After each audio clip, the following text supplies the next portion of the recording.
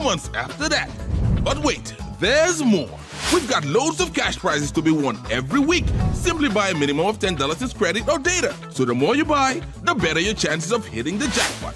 Nickel Millionaire 2.0. Join us every Monday, Wednesday, and Friday at 9 p.m. live on GRTS. AfriSoul, creating millionaires, changing lives.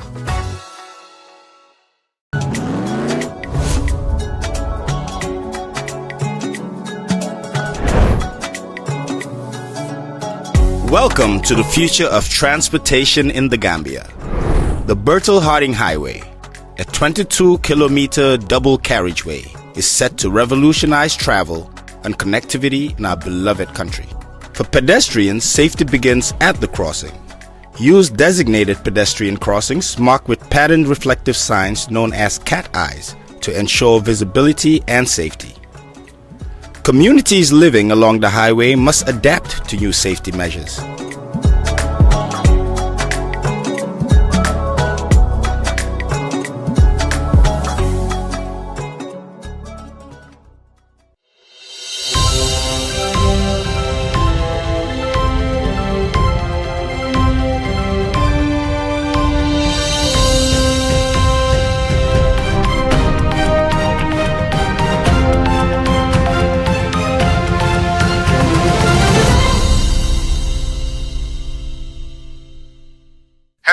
From our studio along the Bertel Harding Highway, this is Startv News with me, Mamadou Bailabari. Our top stories tonight. President Barrow presides over our ceremony of over 396 million worth of SIE fund training grants. Environment Ministry, NAA and partners launch Great Green Wall Child Initiative. CG Dabo calls on West African states to prioritize domestic revenue mobilization to stem aid dependency and food development. Tango commemorates International Day of NGOs with focus on empowering grassroots movements. On the international news, explosions at M23 rally, grenades denoted a rebel gathered in Greece train crash. Greeks seeks justice for victims of Tempe. These stories and many more in just a moment.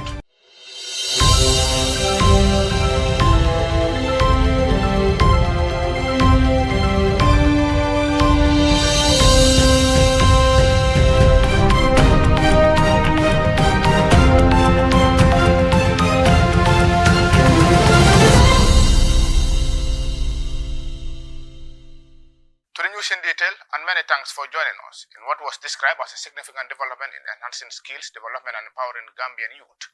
The Gambian leader on Friday presided over the award ceremony of the Skills, Innovation and Entrepreneurship Fund Training Grants at the Sadauda Kairaba Jawara International Conference Center in Bijilo. The SIE Fund allows for the disbursement of over 396 million to 25 public and private technical and vocational education and training institutions across the country. Mariam Demo was there and she prepared. The ceremony, held on Friday, 28 February 2025 at the Sadauda Karabajawara International Conference Center, was part of activities marking the Gambia's 60th independence anniversary. It was organized by the Ministry of Higher Education, Research, Science and Technology, MAHAS, in collaboration with the World Bank and the Ministry of Finance and Economic Affairs. The SIE Fund aims to improve access to technical, innovative and entrepreneurial skills for Gambian youth and women, while enhancing the relevance and quality of TVET education in the country. This initiative is expected to benefit 1,087 students enrolled in priority fields aligned with the Recovery-Focused National Development Plan 2023-2027. The Minister of Higher Education, Research, Science and Technology, Professor Per Kames, emphasized the importance of the project and expressed gratitude to the World Bank for their partnership. And respond as a country, that you can stay in your own backyard and be given the opportunity to get the training set. No country develops without a skill set, without a highly skilled citizenry. And this government, under the leadership of His Excellency President Barrow, is really giving us that opportunity. So development is unfolding. And Your Excellency, as you said, that this is a year of delivery. And we can add also that it's going to be also a year of human capital development. And what is happening is exactly that. We want to use the opportunity, thanking you, thanking the entire cabinet for the support and all stakeholders, thanking the bank for being a true partner in supporting something sustainable.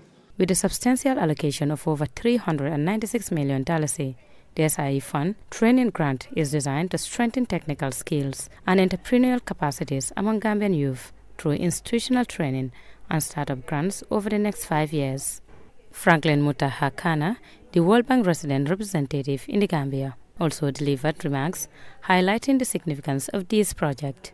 We are also pleased that both public and private TVET providers have been included, ensuring equitable access to skills, training across urban and rural areas. This inclusivity is critical to bridging socioeconomic divides and ensuring that the young people, regardless of their background, have the opportunity to thrive. The awards announced today reflect a selection process overseen by a multi-stakeholder structure, including a steering committee, technical advisory committee, and the SIE Fund Secretariat. This structure is meant to ensure strategic alignment. His Excellency President Adama Barrow described the occasion as historic, reinforcing his government's commitment to skills development and youth empowerment. He noted that beneficiaries of the program will receive scholarships and guidance to apply their technical skills in establishing viable business ventures, thereby contributing to their families, communities, and the national economy. I am proud to announce that my government will disburse about $396,761,321 of the SIE fund to empower our youth. An initial distribution of 31 million will be done today. Altogether, the government will award 1,087 scholarships across 25 public and private TVET institutions.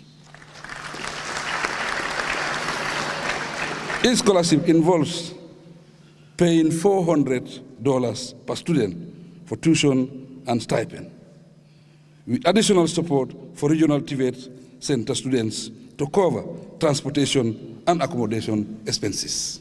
The President also highlighted that the project aligns with his government's decentralization and social inclusion efforts, assuring that a rigorous monitoring mechanism will be instituted to ensure an 80% of employability rate among student beneficiaries.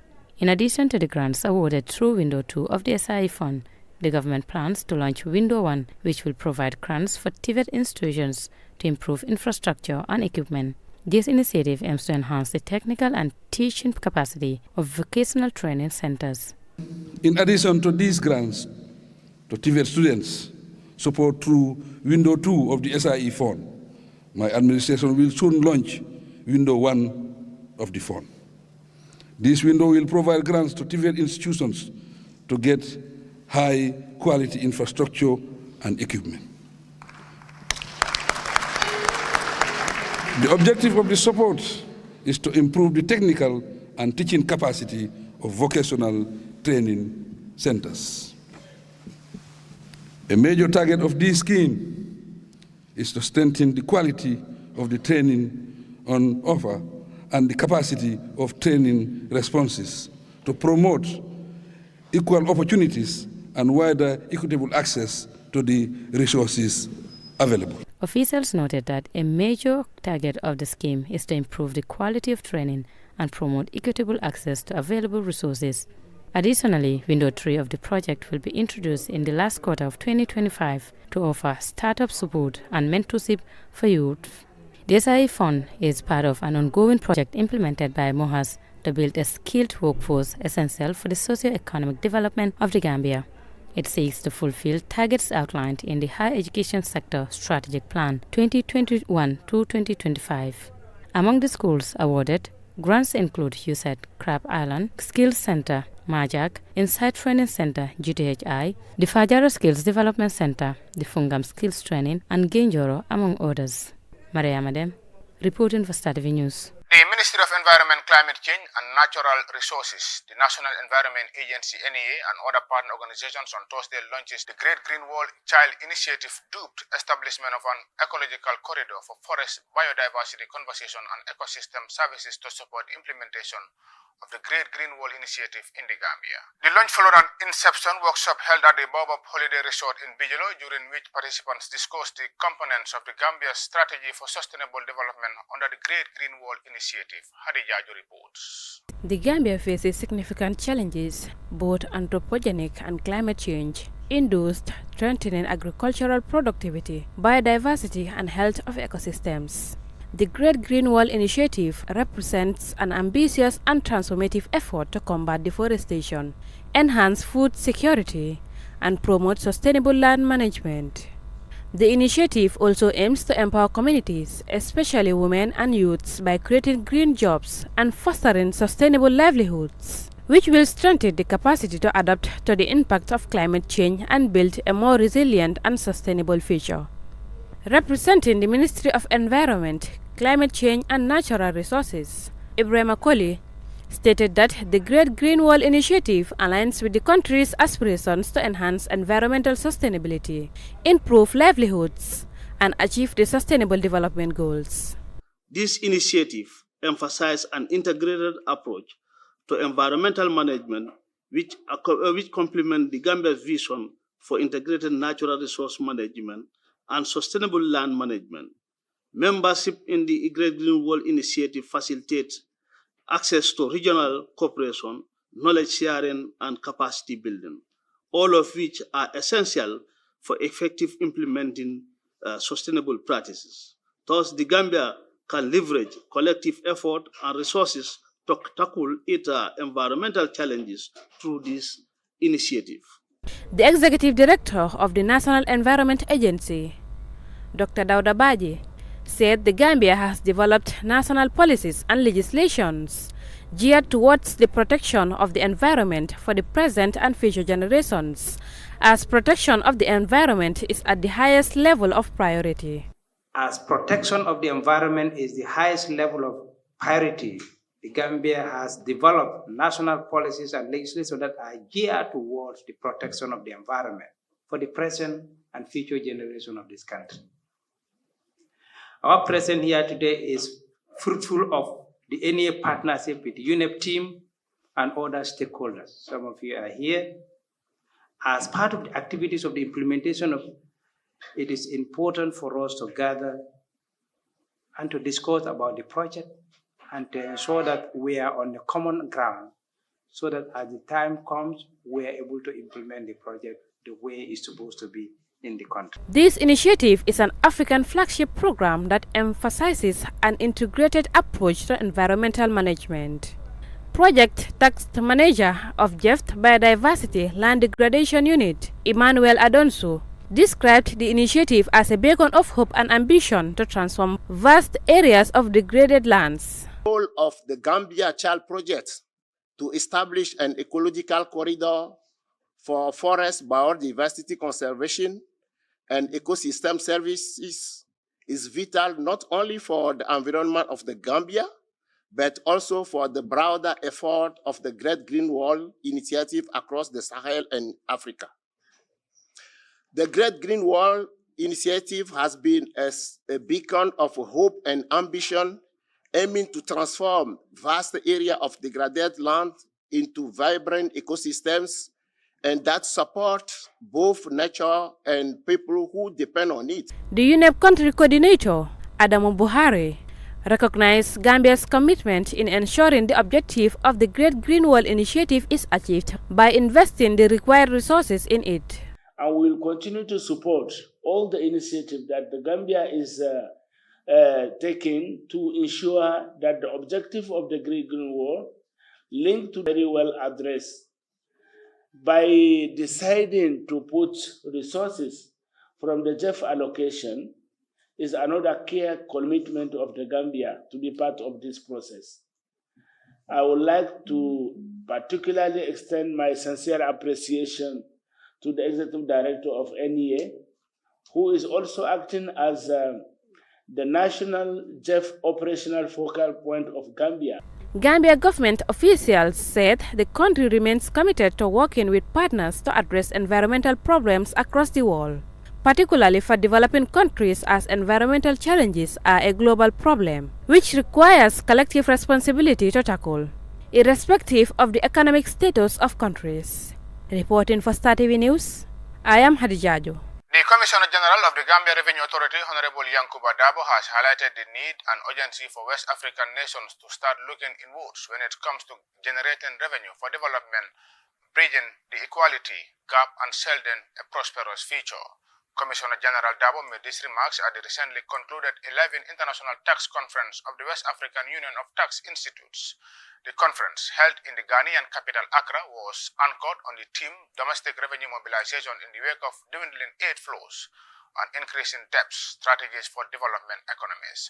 More in this report by Omar Job. The Commissioner General highlighted the urgency for developing nations to rethink traditional approaches in the face of declining external aid and usable debt level.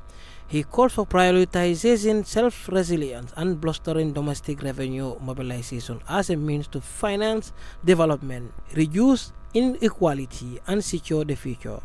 Commissioner General Dabo stressed the importance of adapting tax system to the modern economic landscape, particularly focusing on the taxation of digital economy, reshaping international tax standards, and tackling illicit financial flows. As a developing economics, we face a dual challenge: declaring external aid and constraints demands. We rethink traditional approach and prioritize self-reliance. Domestic revenue mobilization is no longer a choice. It is an imperative for financing development, reducing inequality, and securing the future of our nation. We cannot underplay this particular frame or topic. We've all realized what is happening in the world from the West, particularly the United States of America, that all the aid will be stopped. The Commissioner General highlighted the urgency for developing nations to rethink traditional approaches in the faces of declining external aid and sustainable debt levels as a means to finance development, reduce inequality, and secure the future. As we initiate these critical discussions, let us reaffirm our collective commitment to strengthen tax systems, improving compliance, and foster international cooperations. Therefore, I urge each of you to share your knowledge, engage in constructive dialogue, and work collaboratively towards actionable outcomes that we can implement in our respective jurisdictions. Together we can formulate robust strategies that not only enhance our domestic revenue mobilization effort, but also pave the way for economic resilience in the face of global uncertainty. Emphasizing the critical role of technology, Dabo pointed to all-driven audits and blockchain-enabled traceability as transformative tools and efficiency. He also underscored the significance of regional partnership and solidarity in presenting a united front to reclaim Africa's agency in the global taxes. As we look forward to solutions to enhance domestic revenue mobilization, the digital economics offers both opportunity and complexities. With cross-border transactions, remote work, reshaping global commerce, our tax system must evolve. By monitoring policies, investing in technology, building capacity, we can ensure that Africans takes its fair share of the digital economy.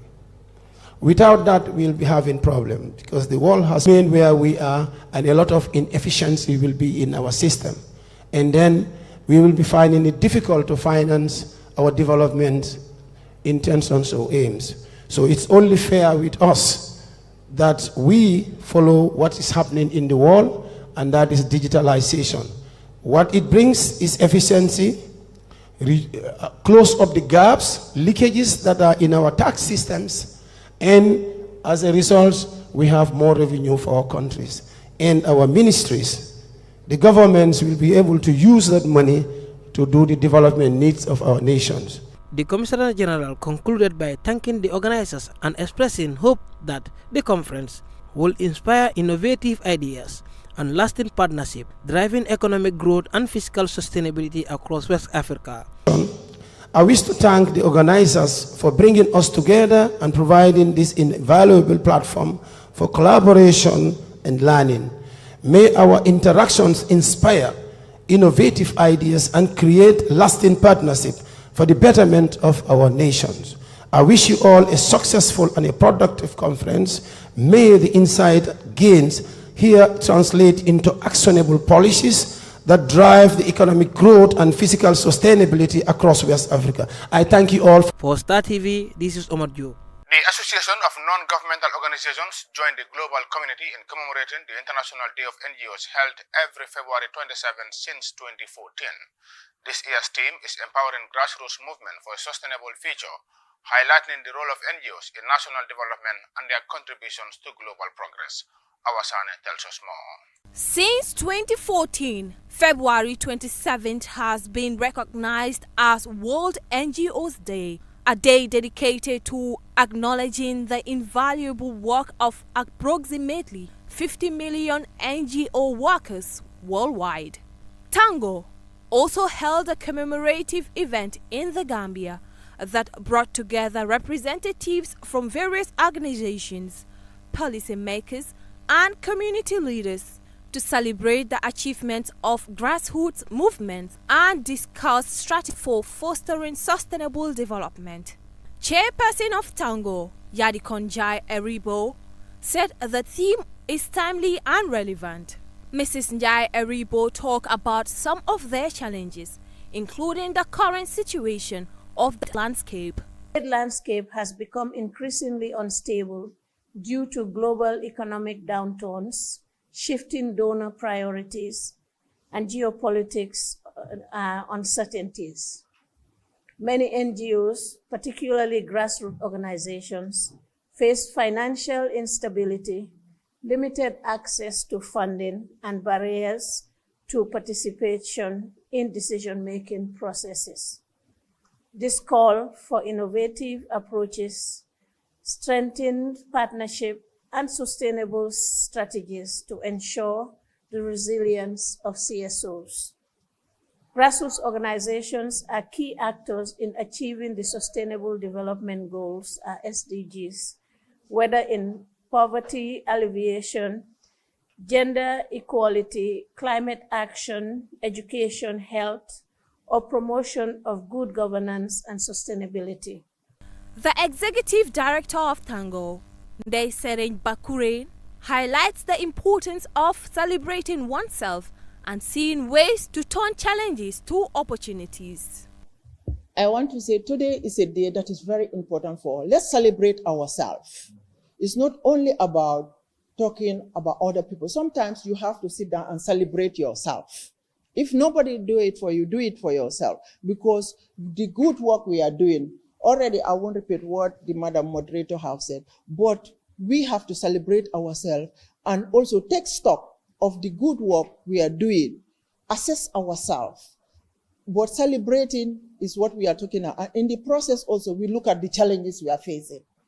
There are a lot of challenges, but like we said, challenges, you can turn them to opportunities. And that's what we are good at as civil society. That's why we have resilience. But we also have to talk about sustainability. It's very important. The United Nations Resident Coordinator, Carl Frederick Paul, spoke about the partnership between Tango and the United Nations and their efforts in strengthening partnerships with grassroots organizations. Of facing challenges, including limited funding, particularly now, there is a policy change in many parts of the world, including North America, but also in Europe and also in Africa. Policy restriction, exclusion from decision-making processes, the grassroots NGOs continue to fill critical gaps in service delivery and advocacy. Their persistence demands on our support through resources, sharing, and meaningful partnerships. That's the way to go. So the United Nations remain committed to strengthening collaboration with the grassroots organization, recognizing that the success of the Sustainable Development Goal depend not only on us, but also on the local action. And that's the way it should be done.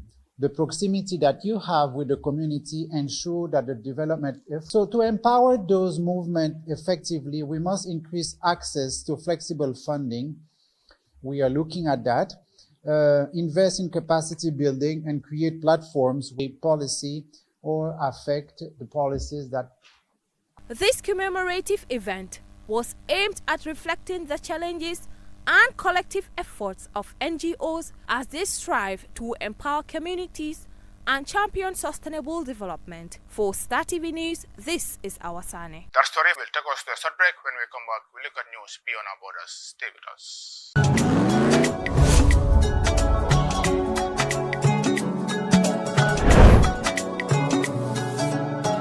Welcome to the future of transportation in the Gambia. The Bertel Harding Highway, a 22-kilometer double carriageway, is set to revolutionize travel and connectivity in our beloved country.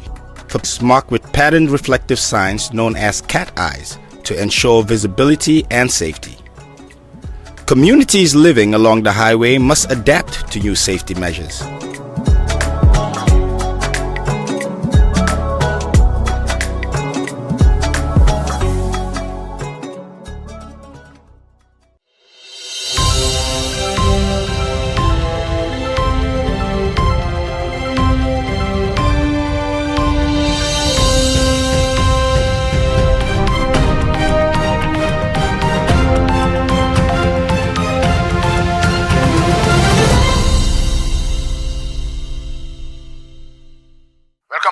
Short commercial break. If you are just tuning in, this is Startv News. We are broadcasting from our new building along the Bertel Harding Highway in Kanifing.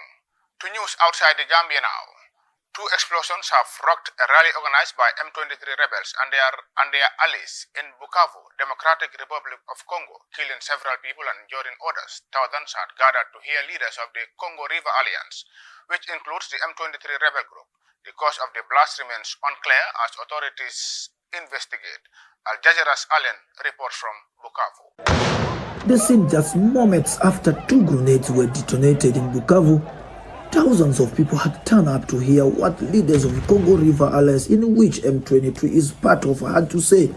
The explosion happened after the meeting, and when people were leaving, M23 says several people were killed and many others injured. The government has denied the accusation it was involved in the attack. People were leaving. Then we heard a loud sound like a tyre burst. Then everyone started running and I saw blood. Some were lying on the ground. There was a body of a man who was selling water by the roadside. I saw 3 bodies, including a woman. The rebels had been advancing rapidly in South and North Kivu provinces and have taken the provincial capitals. M23 leaders said all right things. They promised to make things better and assure people will be safe. They aim to convince people here the rebels will be a better choice for them than the government. An estimated 7,000 people have been killed in the region since the beginning of the year. Those who live here say they are struggling to make ends meet. Some cannot access their money from banks. We will finance businesses for the youth. We need a strong economy in South Kivu. We will provide credit facilities for those. The rebels say they want to liberate the country, but these are certain times. Most people just want to keep their heads above water. Allen Waikani, Al Jazeera, Bukavu, Eastern DRC. Thousands of people are expected to take to the streets in Greece on Friday as part of a general strike. It's the 2nd anniversary of Greece's worst ever train accident, which killed 57 people. On Thursday, a report blamed human error, outdated infrastructure, and major sister Greek authorities of a cover-up. Nikos Plakias says his twin daughters and niece cry out to him from the grave, demanding justice. They were killed on their way back to university when their train collided head-on with an oncoming freight train at high speed. I think what the state have managed to do will remain in history, that at long last politicians will be held responsible. If a single politician isn't called to account, I will say this whole effort has failed. A station master had put the trains on a collision course as they went through the gorge of Tembi in northern Greece. But that section of track also lacked electronic monitoring systems that were supposed to have been installed and could have prevented the crash. Today, the site of the crash is a memorial to the 57 who died here, mostly young people returning to university.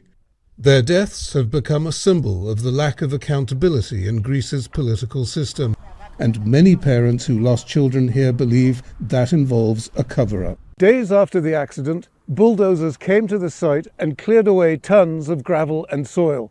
The government said this was done in order to rebuild the tracks and restore the train service, but it created suspicion that the government was trying to remove evidence relating to the crash. Relatives of the victims hired specialist dog teams to go through the wreckage. They found body parts investigators had missed, and relatives ordered chemical tests of the wreckage after the government failed to do so. An explosion at the point of impact sparked a fire that caused some of the deaths. It suggested one of the trains may have been carrying an illegal inflammable cargo. The government has since ordered its own chemical analysis, but suspicion lingers. Alma Lada lost her daughter, a medical student.